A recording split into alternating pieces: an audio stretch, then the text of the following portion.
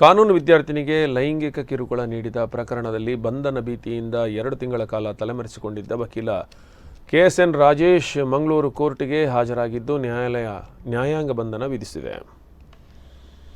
2 ತಿಂಗಳಿಂದ ಪೊಲೀಸರ ಕಣ್ತಪ್ಪಿಸಿ ಓಡಾಡುತ್ತಿದ್ದ ವಕೀಲ ಇಂದು ಮಧ್ಯಾಹ್ನ 3 ಗಂಟೆಗೆ ದಿಢೀರಾಗಿ ಮಂಗಳೂರಿನ 3ನೇ JMFC ಕೋರ್ಟ್ಗೆ ಹಾಜರಾಗಿದ್ದರು.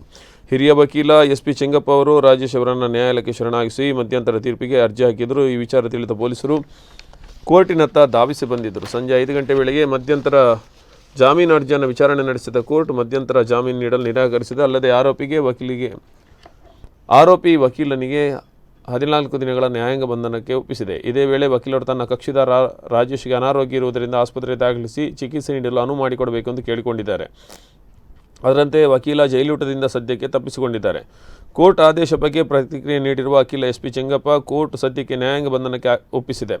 ಆದರೆ ನಾಳೆ ಜಾಮೀನು ಅರ್ಜಿ ವಿಚಾರಣೆ ನಡೆಯಲಿದ್ದು ಮುಂದಿನದು ನಿರ್ಧಾರ ಆಗಲಿದೆ ಎಂದು ಹೇಳಿದ್ದಾರೆ. ಲೋಕಾಯುಕ್ತದ ಪರವಾಗಿ ಸರ್ಕಾರಿ ವಕೀಲರಾಗಿದ್ದ ರಾಜೇಶ್ ಕರಂಗಲ್ಪಾಡಿಯಲ್ಲಿ ಅಲ್ಲಿಗೆ ಇಂಟರ್ನ್ಶಿಪ್ ಮಾಡುವುದಕ್ಕಾಗಿ SDM ಕಾನೂನು ಕಾಲೇಜಿನ ವಿದ್ಯಾರ್ಥಿನಿಯೊಬ್ಬಳು ಬರುತ್ತಿದ್ದು, ಆಕೆಯ ಮೇಲೆ ಸೆಪ್ಟೆಂಬರ್ ತಿಂಗಳಲ್ಲಿ ಲೈಂಗಿಕ ಕಿರುಕುಳ ನೀಡಿದ್ದರು ಎನ್ನುವ ಆರೋಪ ಕೇಳಿಬಂದಿತ್ತು. ಈ ಬಗ್ಗೆ ವಿದ್ಯಾರ್ಥಿನಿ ಮತ್ತು ವಕೀಲ ಮಾತನಾಡಿದ್ದೆನ್ನಲಾದ ಆಡಿಯೋ ಕೂಡ ವೈರಲ್ ಆಗಿತ್ತು.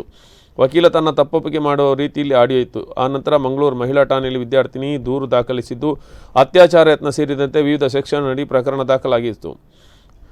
FIR ದಾಖಲಾಗುತ್ತಿದ್ದಂತೆ ವಕೀಲ ರಾಜೇಶ್ ನಾಪತ್ತೆಯಾಗಿದ್ದು ಮಾಧ್ಯಮದಲ್ಲಿ ಭಾರೀ ಸುದ್ದಿಗೆ ಗ್ರಾಸವಾಗಿತ್ತು. ಇದಕ್ಕೂ ಮುನ್ನ ಪ್ರಕರಣ ಮುಚ್ಚಿಹಾಕಲು ವಿದ್ಯಾರ್ಥಿನಿಯನ್ನು ಉರ್ವಾ ಠಾಣೆ ಕರೆಸಿ ಮಾತುಕತೆ ನಡೆಸಿದ್ದು, ಸಂತ್ರಸ್ತೆಯ ಬಳಿ ಕ್ಷಮಾಪಣೆ ಪತ್ರ ಬರೆಯುವಂತೆ ಒತ್ತಡ ಹೇರಲಾಗಿತ್ತು ಅನ್ನೋ ಆರೋಪ ಕೇಳಿಬಂದಿತ್ತು. ಉರ್ವಾ ಪೊಲೀಸರು ವಕೀಲರ ಜೊತೆ ಸೇರಿ ಈ ಕೃತ್ಯ ನಡೆಸಿದ್ದರು ಎನ್ನುವ ಆರೋಪ ಸುದ್ದಿಯಾಗುತ್ತಿದ್ದಂತೆ ಪೊಲೀಸ್ ಕಮಿಷನರ್ ಉರ್ವಾ ಠಾಣೆ 2 ಪೊಲೀಸರನ್ನು ಕರ್ತವ್ಯದಿಂದ ಅಮಾನತು ಮಾಡಿದ್ದರು. ಇವೆಲ್ಲ ಬೆಳವಣಿಗೆ ಸಾಮಾನ್ಯ ಅತ್ಯಾಚಾರ ಕೇಸ್ ಆಗುತ್ತಿದ್ದ ವಕೀಲ ರಾಜೇಶ್ ಪ್ರಕರಣ ಹೈ ಪ್ರೊಫೈಲ್ ಆಗಿ ಮಾರ್ಪಟ್ಟಿತು. ಅನಂತರ ಬೆಂಗಳೂರು, ಹೈದರಾಬಾದ್ನಲ್ಲಿ ತಲೆಮರೆಸಿಕೊಂಡಿದ್ದಾರೆ ಎನ್ನುವ ಮಾಹಿತಿಯೂ ಇತ್ತು.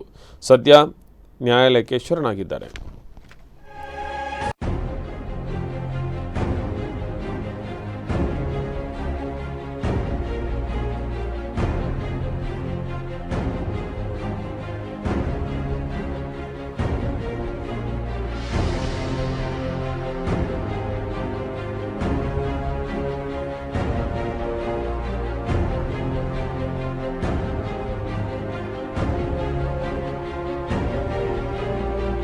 ಸಹೋದ್ಯೋಗಿ ಮತ್ತೊಬ್ಬರಿಗೆ ಲೈಂಗಿಕ ಕಿರುಕುಳ ನೀಡಿದ್ದಾರೆ ಅನ್ನುವಂಥ ಯಾವುದೇ ಪ್ರಕರಣ ನಮ್ಮಲ್ಲಿ ದಾಖಲಾಗಿಲ್ಲ.